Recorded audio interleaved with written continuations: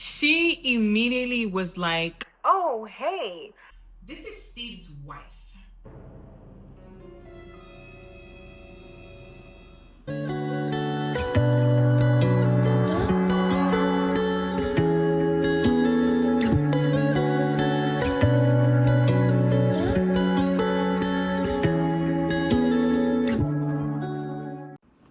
Hello everyone, thank you guys for watching my YouTube channel.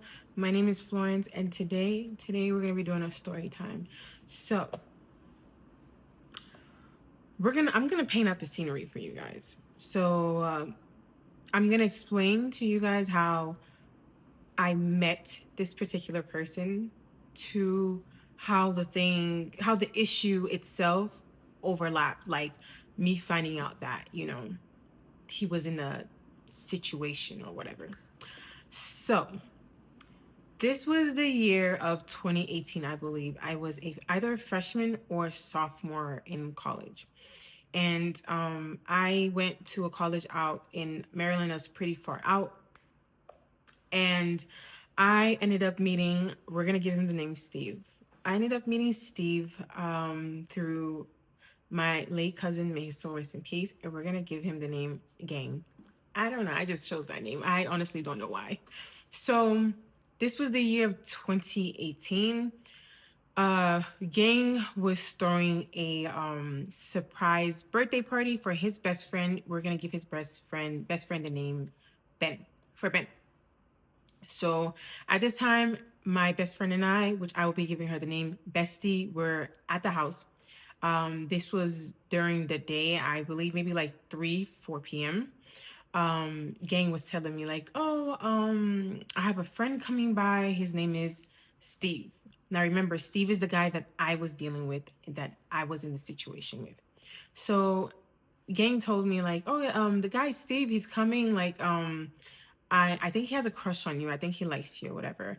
At that time, I may have been dumb, naive, and gullible, but I don't want to say I was very conceited, but I had like an ego thing. So for me, it was just like, well, if Steve likes me, then, Steve can man up and say something to me. You don't have to speak on his behalf. That's just how I felt at the moment.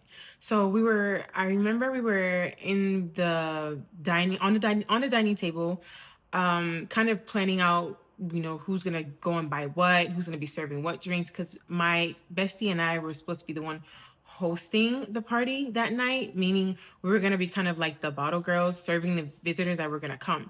So we had in our mind, we already told ourselves like, we're not drinking because we're about to be around a whole bunch of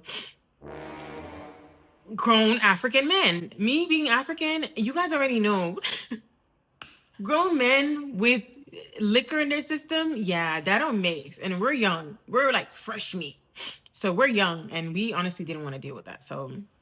Um so we decided we weren't gonna drink or whatever the case is. While we were discussing, Steve walks in the house. Steve walked in the house to the back door because we were like in the basement. The basement had like a dining area and a kitchen. It was kind of like an apartment setup. So, you could park at the back of the house to get through the back door. Once you get through the back door, that takes you straight to the kitchen and the dining area of the basement. So, Steve walks in. Steve says hi to everyone. He says hi to me. He says hi to Gang. He says hi to my bestie. And I didn't really know who Steve was at the time. So I had no clue of I didn't know who Steve was. Gang was just telling me like, my friend Steve, has a crush on you or whatever. So Steve walks in and Steve says hi to everyone. And when you first see this guy, looks deceive people. Let me say that now. When Steve walked in, I was thinking, this is a young, humble, nice guy. No, the total opposite. The total opposite, guys. So Steve walks in, says hi to everyone, and then Gang tells Steve, "Oh, you have to go out. This is what you're gonna purchase. You're gonna be going to buy this and that drinks or whatever the case is." I didn't really pay attention to the discussion. So then after that, Gang had asked me, "Oh, do you want to go with Steve?" And I said no. Like, I just met Steve. Steve just said hi to everyone. Like, Steve didn't, pursue me or anything. So no, I said no. So then after that, Steve ended up leaving, saying he'll be back, and we said, okay, cool. The day went by. Everybody's getting ready. We're preparing for the birthday party. People are starting to show up, maybe like around 11 p.m. or midnight. So at that particular party, my cousin gang had he had set up a bar space. The bar space is where Bestie and I would be standing to, serve drinks to the visitors that were there. So throughout the whole entire night, there were guys that were trying to pursue my best friend and I, but we honestly weren't really interested. Again, we were around a bunch of grown African men with alcohol in their system, so we did not want to deal with that. Like, we didn't want to deal with that, but we just wanted everyone to have fun still, and we still wanted to be a part of, the party, because Gang's best friend Ben was a friend of ours too. So so that entire night when guys would try to get with me, I don't know if it was the liquor. I don't know if it was the liquor that was in Steve's system that, gave him confidence. That liquor gave him confidence. The Steve that I had met when he first walked in, before they discussed what he had to go purchase, and the Steve that I met that night during the party was two completely different people. So every time a guy would try to come and talk to me, Steve would immediately shut that down. Like, you know, I don't want to give out too many details, but Steve would say something like, Omo, now my wife be that. Now my wife be that. I don't know if I'm saying it right, but he would say stuff like that.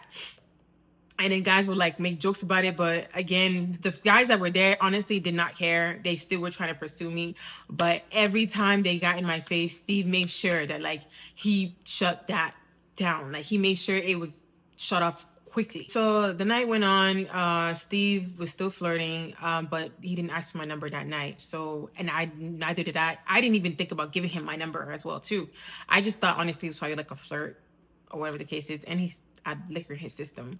And I don't know how many times Gang has told me that a particular friend of his has a crush on me, which I honestly genuinely did not care. So then the night went on. Everybody had fun. Everybody had a great time. And we partied that night until the morning. Everybody didn't leave until maybe 6, 7 a.m. in the morning, which was crazy. So then after that, I think a couple days went by. Steve had asked my cousin Gang for my number, and my cousin Gang gave it to him. So fast forward, Steve and we started communicating and, talking or whatever. And I remember our first date it was me, Steve, and my cousin Gang, and my cousin's best friend Ben. And we went to Nando's that day. That was our first date, I guess. I don't consider it a date now, but back then I considered that was our first date. So from there, moving forward, Steve and I were communicating every day. At the beginning of our relationship, honestly, I thought that it was just, a little quick fling thing, because I've had scenarios of my cousin's friends saying that they like me, they want something with me. It would just be a quick oh, I would take her out, get to know her, and after the one time, they'll never see me again. But with Steve, that wasn't the case. After our first date, we continuously kept seeing each other. We were on the phone all the time together. Sometimes we'll be all night on the phone. And one thing that I've noticed now that I didn't notice back then is that I actually never been to Steve's place. Every time Steve would take me somewhere, it would either be at my cousin Gang's house or a particular place that he said was his, or whatever the case is. So I just had to put that out there, because these are things that I've thought about after, or when I was put in a particular situation. So then after that, like I said, we were dating. We were in a full blown out relationship. He didn't ask me to be his girlfriend, but if I'm with you all the time, we were with each other all the time. He was the only guy I was talking to. So for me, yeah, that was my boyfriend. That was my boyfriend, and I believed I was his girlfriend. Delusional. I was very delusional. But yeah, I'm just telling you guys what it was. It's not what it is now, it's what it was. So again, I was in college. I believe I was my sophomore year of college, and I was living on campus. So I remember being on campus while I was in a relationship with Steve. I would get random messages from an unknown number, threatening messages. They would tell me oh, oh, I know who you are. I will throw acid on your face. I know your dorm number. Like, it would be like threatening messages. And I remember it got so serious one point. I had to let who those people call the ones that, like, in each dorm there's like a chief of the whole department that you run to if anything, worst case scenario. I remember going to her and like letting her know, like, I'm getting threatening messages from a particular person that I have no idea, because it was from a text now app number too. So even if you try to like search to find out who the person is, you can't. It would directly tell you it's a text now app number. And I remember my school being really worried and concerned. And they asked me if I wanted to switch my dorm or whatever the case is. But at that time, I didn't want to switch my dorm. I just wanted to let them know, just in case, if anything would have happened. I just wanted to let them know. I don't know why. It was very stupid of me to want to let them know, but not want to switch my dorm.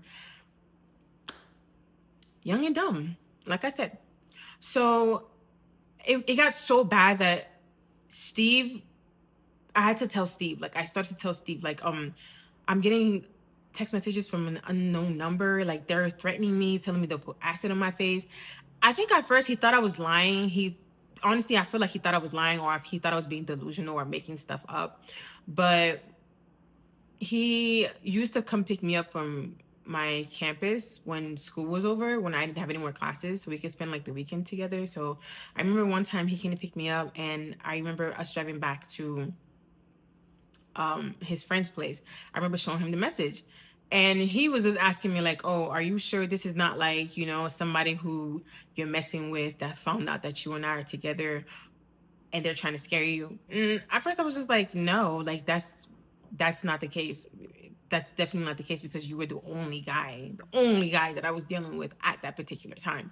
So the way he just spoke about that issue was kind of like, like, don't worry about it, like, brush it off. Maybe somebody's trying to play games with you. And I kind of agreed. I felt like I was like, oh, maybe I'm overthinking it, and maybe it's not exactly what I thought it was. Somebody's really trying to play tricks and games on me. So I dropped that. I let it go. Now, let's fast forward to when everything unfolded. Okay.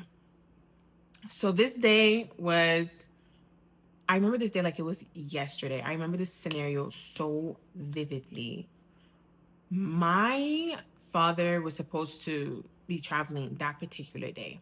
Before I tell you guys this, let me rewind and give you guys this scene before I continue, because this scene is going to be very important for the next scene. Before my dad ended up traveling back home and I had to take him to the airport, my bestie was sick. So she ended up going to patient first a couple days before this.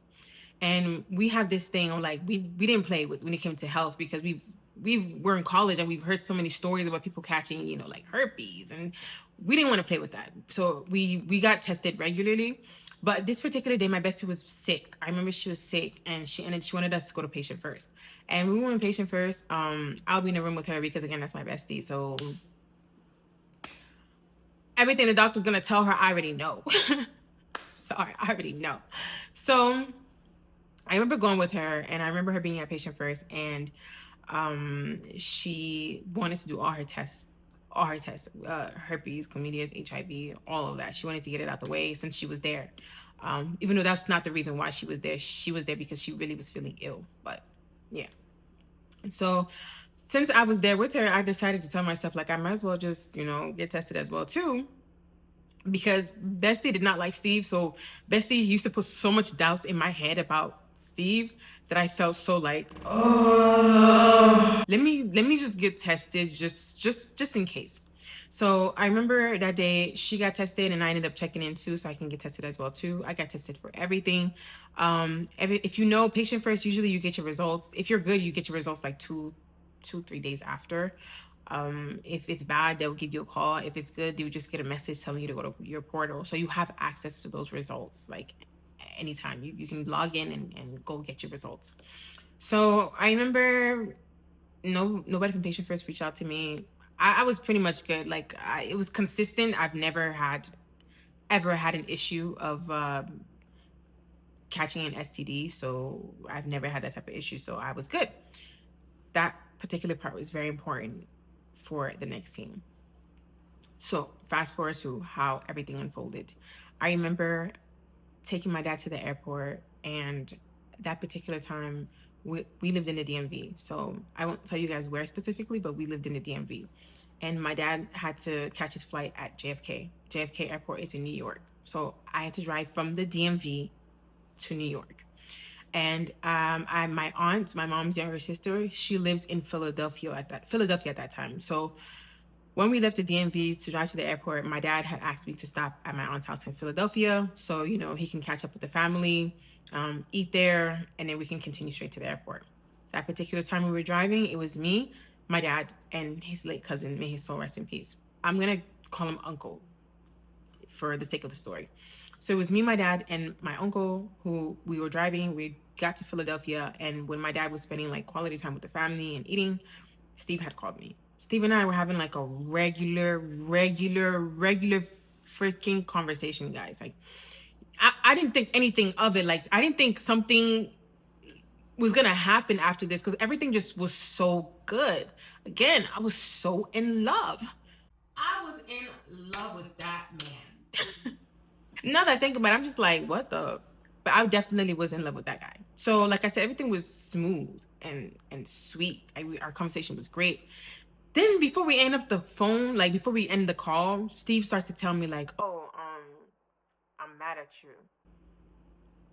So I have a pet peeve. Like, don't if you have something to say to me, say it now. Don't tell me, "Oh, I'm mad at you. I have something to say, but I'm gonna tell you later." That triggers the out of me. Like that triggers me so bad. But then again, Steve knew the type of person that I was, so he knew. So he just told me like, "I'm mad at you, but I'm gonna wait till I see you so I could tell you." And I'm like insisting, like, "No, tell me now. Like, what are you mad at me about? Like, what are you mad at me about? Like, you might as well tell me now. Like, what do you mean you gonna tell me later? What is it? What's the difference? You telling me now, you tell me later. What is it gonna change? Like, it's not gonna change anything. Tell me what it is." Steve was just smiling, like he was just smiling it off, like, no, I'm gonna tell you later. Like, I'm gonna tell you later. I'm seeing you later, right? I'm seeing you later, right? Me insisting did not help, did not work. Insisted that we see each other that night when I come back from New York, which was already something that we had planned initially. So I said, okay, cool. We got off the phone. I immediately called Bestie, like, yo, like I was just on the phone with Steve just now, and Steve just scared the out of me, like telling me, oh, he's mad at me. He gotta tell me something. Like, what do you think it is? Again, Bestie never liked Steve. So to Bestie, she was just like, that nigga, bro, like, he just trying to put you, like, you got nothing to worry about. Like, you're not cheating on him. There's no other man but him. Like, she was just telling me, like, I hate that shit. Like, he's just trying to put you. So I was like, yeah, you're right. I agree. I don't know why I'm acting nervous. I didn't do shit to him, so we should be good. So she had told me, like, just be patient. Like, when you get back, you'll just see him, and then it is what it is. But she kept insisting, like, I highly doubt it's something that serious or that important, because we had a great conversation prior to him saying that he's mad at me. There's something he needs to tell me. I completely agreed with her. I let it go. I dropped it. And after that, a couple minutes went by. We ended up driving from Philadelphia now to JFK. We get to JFK. I help my dad with his luggage. My dad ends up leaving. My uncle and I are now driving back to the DMV. Like, we're driving back straight home now. We're not stopping. We're going straight home. And I remember we had reached Philly again. We were at, like, yeah, we had reached Philly, and I was in the car with my uncle, and I started to somebody started calling me, an unknown number started to call me. Of course, I ignored it the first time, because having an African parent, or like older African people, they have this thing where they don't like, which I completely agree with them, where when you're driving, you shouldn't answer your phone or be on your phone. But that person just kept insisting and insisting and insisting. So my uncle finally was just like, hey, you might as well just answer the phone, because it seems like this person's not going to stop. So I said, okay. Finally answered the phone. I say hello, and I hear another woman's voice. She says hello back to me. Immediately I asked, who's this? Before I even got a chance to say who, she already was like, oh, is this Florence? Okay. I said, yes, this is Florence. How may I help you? Who am I speaking to? And after I said, who am I speaking to?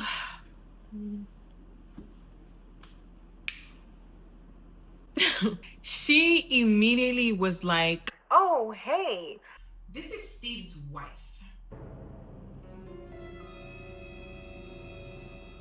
Yeah. She immediately tells me this is Steve's wife. My heart, when I say my heart dropped, my heart sunk, touched my foot, and came back. If I could have spit it out, I was gonna spit it out. That's how I felt at that moment. Terror. So after she said that, I was like, "Excuse me, Steve's wife? Like, Steve is married?" What? I really thought somebody was trying to play tricks and games with me. I was like, "Steve's wife. Are you sure you're Steve's wife?" Look at these, me asking these dumb questions. Of course that's his wife. What? Why would he be calling you, Florence? So I was just like, "Oh, Steve's wife. Are you sure you're Steve's wife? Like, why are you calling me or whatever?" And she was just like, "Oh no." Um, she tried to make it clear with me, like, "Oh, I'm not calling you to fight or anything. I'm calling you to get clarity because he's been sneaking around with you. There's just a lot going on that I need to unfold with you, woman to woman." That's how she addressed me at first, woman to woman. Like, she didn't come attacking me, she came immediately attacking her husband. So I wasn't thinking like that this could be a setup, because later on my cousins started to tell me like, dude, you, that was definitely a setup. And the crazy thing is, I'm gonna get to the crazy thing. Just hold on. So we just start talking, and she starts telling me how she started suspecting her husband of cheating on her. How she went through his phone, and that's how she ended up getting my number. She saw a few of our conversations. At first, she thought, it was gonna be like a, what wife says this? She literally said she thought it was gonna be like a quick fling, and then I was gonna disappear. We were together for a whole year. How long did you think this was gonna go? Why would you even allow or accept your husband to do something like this? Why? Thinking it's gonna be a quick fling. Like, is that how you guys function in your household? Like, not that I'm judging, but like, these are just, like, that's just weird to me. Like, it's weird. After she started telling me how she found out, she was started telling me about other girls. Apparently, it was other girls apart from me, according to her. According to her. So, after that, she just kept talking. I was honestly mute because, again, this is somebody I was dating for a year who I've now fallen for. I had no clue in the world that he was married. I mean, I knew that he had a baby mom from what he told me, that they weren't together. So I had no clue in the world that he was married. I had no clue. So she even told me that she's aware, well aware, that I'm supposed to meet with Steve that particular night. Once she said that, I knew, like, yeah, she's not coming to play. She's serious, and she's well informed. So I said, yeah, I'm supposed to be meeting with him. I tried to not say too much too, because again, I was in the car with my uncle, and I didn't want him in my business, let alone this business being extremely embarrassing on my end. So I immediately tell her, like, I'm driving, which was dumb. I'm driving back from JFK. I'm not too far from Maryland. Um, how we're gonna go about this, because she had initiated setting him up, basically. Me seeing him and then her walking in. I wasn't comfortable with doing that alone, so I immediately told her, like, "Oh, can I add my best friend on the line?" Um, I wasn't comfortable. I honestly was not comfortable. And she was like, "Yeah, sure, that's fine." So I ended up adding my bestie on the line. And everything she explained to me is what she explained to my bestie. And of course, my bestie being happy because she did not like Steve. My bestie adding her 2 cents into it. Um, my bestie agreed to the setup. um so my bestie was like, "Okay, well, when he goes and picks her up and they go to wherever they're gonna go, like, you can go meet them there." Then that's my bestie initiated, like, you can come get me, because it wouldn't make sense for me to get to Maryland and drive all the way to her campus, because we were in different schools, to go get her. He was gonna suspect something, so my bestie initiated that. The wife goes to her campus, picks her up, and then they come to around my area and park somewhere and wait to see if he actually shows up. which is exactly what happened. She ended up going to my bestie's campus, picking my bestie up. They came to around my neighborhood, parked somewhere a bit far so that when he comes in, he wouldn't see her car or notice anything. So I remember getting home, and me explaining this whole, everything to my mom. Like I explained everything to her, and I remember my mom telling me like, "Oh, I'm your mother. I'm a married woman. I'm telling you, don't do it." My mother told me not to do it, but you know when you're a stubborn child and you don't listen. When you're a stubborn child and you don't listen, you're a fool. So I ended up not listening to my mom at all. I remember calling him like, "Oh, hey, like I'm here. You're gonna come pick me up?" And he was like, "Yeah, sure." At first, he wanted to cancel. I don't know if he had a bad feeling, but he wanted to cancel, you guys. He wanted to cancel. Like he was just like, "I don't know," and I kept pushing and like insisting, like, "Oh no, babe, like I really miss you. I really want to see you. Like, can you come get me? Like, I really want to see you." And us being in a relationship and us being lovers, he was just like, okay, like cool, that's fine, I'll come get you. And then when he came, I remember rushing outside. I remember my mom following me outside in front of our building. I remember her telling me like, "Don't do this. Like, don't do it. You're gonna regret it later. I'm telling you as your mother, don't do it." Again, I told my mom like, "No, like I'm gonna do this. I want to do it. I'm gonna do it." I was so angry, like the rage that I felt, like I felt angry. I felt used. I felt betrayed. I felt lied to. I had so many feelings and emotions, like all over the place. So I kind of wanted to understand the situation, and I wanted to see what if he was gonna be honest with me, if he was gonna tell me the truth. So I told my mom like, "No, forget it. Like I'm gonna do it." And my mother ended up going back in the house, and she said, "Okay." He ended up pulling in, came to pick me up. I got in the car. I didn't really say too much. I tried to keep it. I tried to stay normal so he wouldn't suspect anything. But again, like who wouldn't have reacted the way I reacted going through that situation? Like who wouldn't have reacted that way? Any woman would have reacted that way. I'm just saying.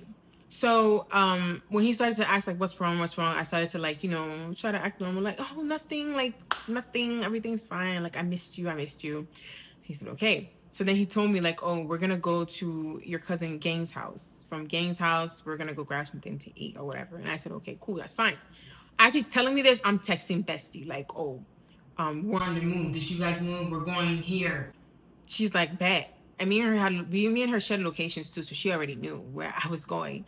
So as we were driving off, a couple minutes later, his wife started to drive off too. I remember telling Bestie like, "Make sure you guys aren't directly behind us. Like, make sure you guys leave out like 10 minutes after, so to give us time to get there, and then you guys come through, because I don't want him to suspect that he's being followed, and then I don't want the things our plan to mess up." So she said, "Okay, cool." So we ended up driving. We ended up going to Gang's house, my cousin's. And we got there, and I remember Gang was in a house with his best friend, Ben. And me and Steve walked in. At this time, Steve didn't tell me whatever shit he had to tell me when I was in Philly that he was mad about. He didn't tell me that yet. We get to Gang's house, and Gang immediately sees my reaction. He was like, "What's wrong? You okay?" I said, "Yeah, I'm good. Like, I'm fine. Like, I'm good." And Steve was, making jokes with Ben because, like those are his friends as well too. And I'm just sitting there. I'm on my phone. Like, I'm on my phone. Steve is noticing that I'm on my phone. And he was like, "Oh, like, who are you texting? Who are you texting?" And I'm like, "Oh, no, I'm not texting nobody. I'm just texting my bestie. Like, if I'm texting my bestie, like, what you gonna tell me to do? Not text my bestie anymore?" No. So I'm like, I'm texting my bestie or whatever. And he was like, "Well, can you get off your phone? Like, you're here with me, spend quality time with me." So I said, "Okay, cool." So I immediately text my bestie, like, "Oh, I'm about to stop texting. So, like, when you guys are outside, just knock the door." And I believe maybe like 15 minutes after we were in the house, a sudden knock at the door. Immediately, my cousin Gang starts to look like he didn't invite anybody. So he looked at Ben like, "Ben, did you invite someone?" Ben is just like, "No, I didn't invite anyone." And Steve is scared out his mind. I don't know if he had a feeling, but he looked scared out his mind. So Steve was like, who is that? Like, who could that be?" So I get up so sarcastically, and I'm like, "Well, who could that be? Who could that be?" And then my cousin gang is telling me in French, like, what are you doing? Who did you invite in my house? Like, who did you invite to my house? And I'm like, oh no, I invited Bestie. Gang was happy. He was like, okay, cool. Like the whole clique's about to be here. Immediately I open the door. Bestie walks in first. So I stand beside the door. So this is the door, like this is the door, and Bestie walks in, and I'm standing like right here to Bestie. I stand to the side, Bestie walks in, then the wife follows. As soon as the wife follows, I'm standing like she stands now she's standing directly across from him because he's sitting on the couch. So she's standing directly across from him, and I'm on the left side of her. And then he looks at me immediately. He tells me like, What the fuck is this? and I start to tell him like, are you asking me what the fuck is this? I should be asking you what is this? Like, you got your wife calling me on some shit. Like, you're married? Like, when was you gonna tell me you're married? You guys. Immediately this guy denies his wife right in front of me. He immediately says, that's not my fucking wife. That's not my fucking wife.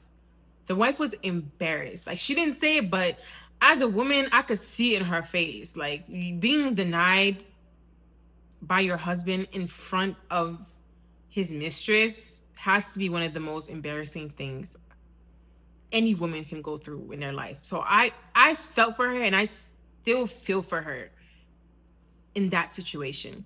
So he immediately says, that's not my wife. And I was stunned because I'm just like, what do you mean that's not your wife? Like, how can you? It was unbelievable to me. Unbelievable. How can you deny the mother of your child that you live with in front of me? Forget about the relationship or the times we've spent together. I feel like your wife should have came first. I'm sorry. Like, at that moment, I just felt like, what? I was disgusted by that response. I was extremely disgusted. So I was just like, what? Like, okay. I didn't know what to say. I'm thinking like, I'm looking at the wife like, okay, like this is your turn. Like this is when you come in. And then she immediately starts shouting and yelling like, I'm not your fucking wife. I'm not your fucking wife. And she starts telling their business, how they're legally married, when they got married. Then she starts to talk about other females that she also told me about. Then she also says, you're out here cheating and stuff, and you're gonna come back home and give me something? When she said that, I didn't hear that because I was still too shocked and stunned as to like what's transpiring before my very eyes. So I honestly, I didn't hear that. That wasn't until after, when my bestie had explained like, you didn't hear that, you just stood there. I was like, I was frozen. I was frozen. I was shocked that this is happening to me. Like, I'm involved in a situation like this at such a young age too. After she says that, Gang tried to stop the situation because now they were just yelling back and forth. Gang tried to stop the situation, and at one point, Steve had gotten up. And when Steve got up, I remember her saying something about like, "What, you're gonna hit me? Like, you're gonna hit me? Yeah, do it. Like, show them your true colors." I don't know what she said that. Like, I don't know why she said that. I don't know if this is what the fuck that they were doing in their house. I don't know, but I remember her saying those words, and then I immediately snapped back and came back to reality. It was like, what? Like, because he has never given me that vibe. He has never, ever, ever given me that vibe. I've never gotten that abusive type from him, like, ever. Maybe with his mouth, because he had a sharp mouth. But other than that, like, you didn't play fight. We didn't play fight. So I don't know why she said that. But immediately she said that, I just snapped back into reality. So after she said that, he just looked at her like, what the and then Ben, with Gang's best friend, ended up getting up and he was like, no, stop this. He ended up taking the wife outside so they could have a conversation. Then I remember Steve and Bestie going back and forth because Bestie was literally sitting there watching them like a movie and laughing. Like, she was laughing because she did not like Steve. So she was laughing and Steve was just looking at her like, you think this shit funny? And like, they're going back and forth at each other. Like, they're going at it, bickering at each other. Then Steve finally gets up and then he looks at me and he was like, you fucked up. Like, you fucked up. And I'm like, I fucked up. I started laughing after because I'm just like, you got caught up and You got caught up, bro. Like, you got caught up and you making this whole scene for what? For what? So then Steve gets up and, he starts to look at me and he says, you fucked up, right? You fucked up. And then I walk my ass to the steps. I'm sitting on the steps now looking at him. I'm like, I fucked up how? How did I fuck up? Was I the one that was married? I didn't fuck up shit. I was a single woman out here. You pursued me. I didn't pursue you. So who really fucked up here? You or me? So immediately he says that. I'm just like laughing, and I feel like me laughing and kind of like acting nonchalant to it, that triggered something and pissed him off more. Where he was just like, he was just like, oh, Well, you did all this for nothing. And remember when I told you I had something to tell you? You gave me something. Like, you're the one that gave me something, and I gave it to my wife. I looked at him like, wow, that is crazy and funny that you're saying this now. I gave you something, sweetheart. I got tested 4 or 5 days ago. So immediately when he said that, I was like, oh, God really works in mysterious ways. Like, imagine if I had not gotten tested that particular day my friend went to patient first. Just imagine if I didn't. So as soon as he said that, I'm still laughing because I'm just like, really? You're really going to go down low and dirty and say in front of everyone that I gave you something? Really?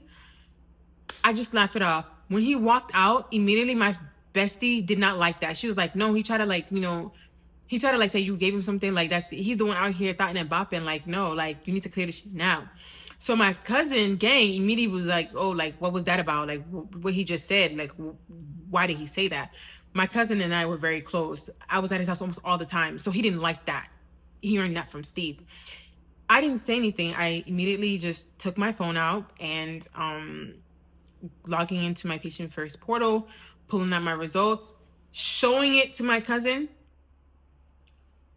At the time I'm showing it to my cousin, Bestie's in the background bickering and, cussing him out, like saying she wants to fight now because she didn't like that. She's very big on disrespect. Like she doesn't like when you try to disrespect her or try to play with, her loved ones. So she's really, really very, very big on that. So after Gang sees that, Gang was now really pissed. Gang was like, oh, I cannot believe, like, why would he try to,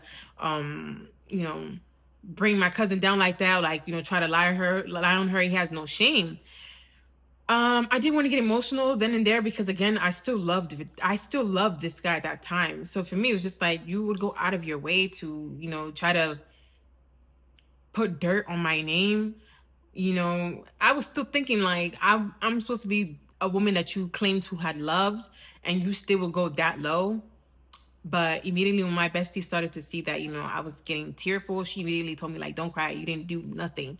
You did nothing. Again, you did not pursue him. He pursued you. He's the one that cheated on his wife. You were basically a victim in this situation. And then I decided to calm down. And the crazy thing is, that night, Steve and his wife made up. Steve and his wife made up that night in less than 24 hours, in less than 12 hours, in less than freaking 3 hours. Steve and his wife made up. Then the story continues. Let me know if you guys want a part 2 of how they made up and how Steve and I still continued our relationship after I found out that he was married. Let me know if you guys want a part 2. But thank you guys for staying here until the end of the story time. Again, don't forget to like, comment, and subscribe, and share the video because I feel like there's somebody out there that's experienced what I've experienced. And I do want to hear a few, other story times. Like, did someone go through a similar situation as me in college? Thank you guys for watching my channel, and I'll see you guys again next time. Bye. Somewhere in another galaxy. Too much to take. These memories end in tragedy.